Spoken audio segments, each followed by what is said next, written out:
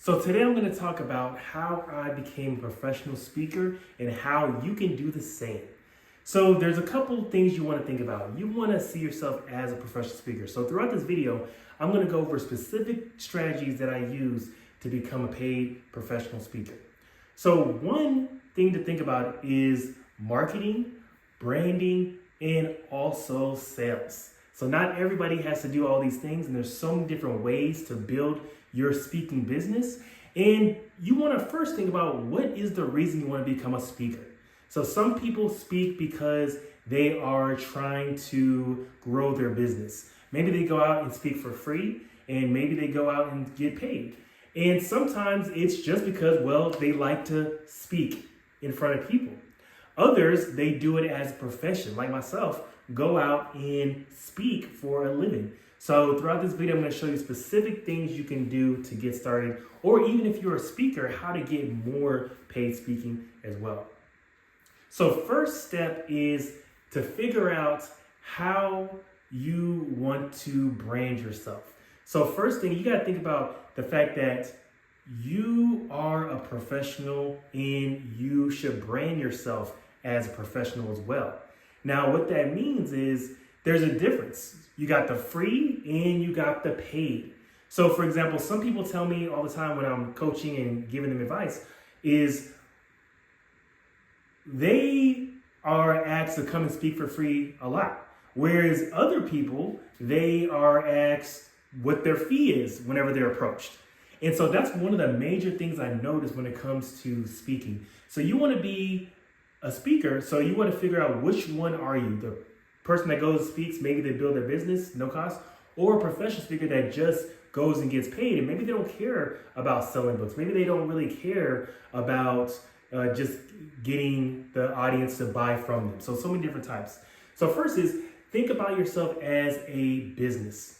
So as a business, you have to think about all that comes with a small business. You have sales, you have marketing, you have branding, you have reaching out, you have letting people know what you do, you have doing a good job, having good service. You have so many of these areas that come into when you have a business. So you want to apply that to your speaking business.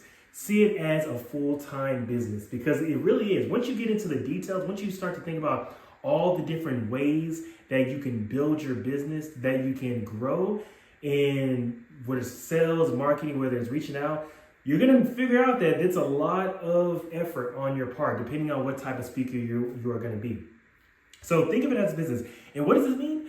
Think of it as a business, meaning that you do everything, such as have your own website specifically for speaking. So I was talking to one aspiring speaker, and she has a website, but it goes over many of different services she offers for the business. And I recommended what she can do is go ahead and create the page, but right when people get to your homepage, they should see a video of you speaking, or they should just at least see an image of you speaking.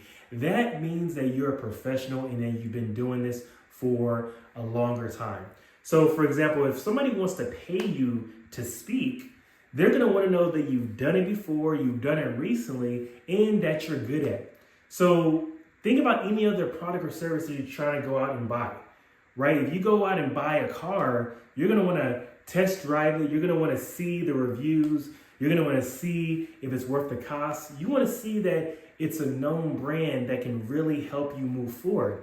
So same thing when it comes to professional speaking is you want to consider that you are a professional. So meaning on your LinkedIn profile, you should have a separate job title for being a speaker. On your headline, part of it should be a speaker. On Instagram, you should say that you're a professional speaker or a keynote speaker, or whatever you want to be. On your website, when people log in and go to your website, you want to say that you are a speaker, professional speaker.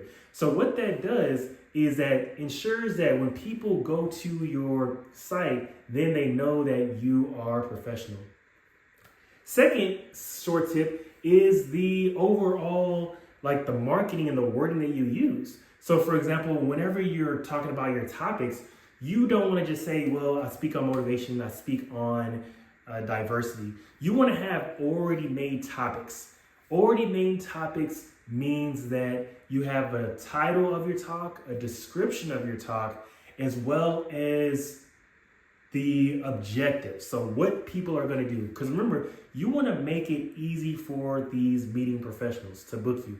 When they go to your site and they're comparing your site to other speakers, what's going to happen is they're going to go with the person that has a lot of experience, but also they're going to go with the person that makes it easy for them. So that's one thing you want to consider as well. So the branding. And two is the marketing. So how you want to market is important. There's so many ways to get booked as a paid speaker, and you want to consider what approach you want to take. So for example, maybe you want to take the approach of you are doing search engine optimization. So that's one thing I do is when people type in specific words, you come up in Google. And it's interesting because when it comes to search engines, people think when it comes to search engines, they think of, well, Google, Yahoo, Bing. In reality, now it's more than just a search. It is things like Instagram, TikTok, Facebook. Everybody's searching. So if you figure out that you want to rank high on these search engines, then consider all of these searches as well. So what does that mean? That means that your content should have content that relates to what you are speaking about. If you're a diversity speaker, you want to have a lot of content that relates to diversity. So that means blogs about diversity. That means articles, even videos about diversity. All this makes you be seen as an expert, but not only that, but it helps you when people are trying to search and find your speaking services as well. And so there's social media. These people, they post on social media often, they grow a following, and then people in that audience book them to speak. They end up booking them to speak because let's say an event planner is planning an event and they ask some of their members and they say, well, who do you know? Who do you recommend as a speaker? And they say, well, I recommend Jonathan because I've been seeing his content on social media. The meeting planner might not know who Jonathan is, but since the members told them about him, that creates instant credibility. Instant credibility means that you are going to probably be the one that they pick because people are talking about you and it's a lot of word of mouth as well. And also you want to think about how do you approach this social media aspect of growing your speaking business. So one thing to do is think about how consistent do you want to post? Do you want to post on a daily basis? Do you want to post every other day and weekly? If you're not used to it, I recommend posting once a week and eventually leading up to a couple days a week, eventually 3 days a week as well, and then eventually daily. So what this does is it shows that you are credible and it shows that you know what you're talking about. So when I first started my speaking business over like up to almost 10 years now, I would post probably once a month and I pretty much didn't really get many results because people didn't relate to what I was posting and people really didn't connect the fact that I'm trying to do this as a profession. Not until that I started posting at least 3 times a week is when I started getting the real results. Because 3 times a week, that will eventually lead to people understanding, well, this person, Jonathan, he speaks. Actually, this person speaks, travels, and whenever they want to refer somebody, they might not be the meeting planner, but they might know somebody else that's a meeting planner. And what that does is that creates value and that creates a sense of they're wanting to work with you because somebody else mentioned your name as well. So posting online, this could be videos, this could be articles, this could be text posts as well. And then you also can consider the sales approach. Sales approach means that you're reaching out to people and you post like kind of what you do. So you reach out to an association, you say, hey, I see you're having a conference in 6 months.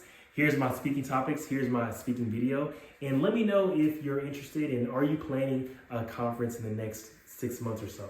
That's another approach that is successful for people. So that's one of the approaches that I do often as well. But overall, think about what it is you want to do and why do you want to become a speaker, what type of speaker, and think about the branding, the marketing, and the sales approach. All right, thanks, subscribe, and we'll stay connected. and connect if you want to get help.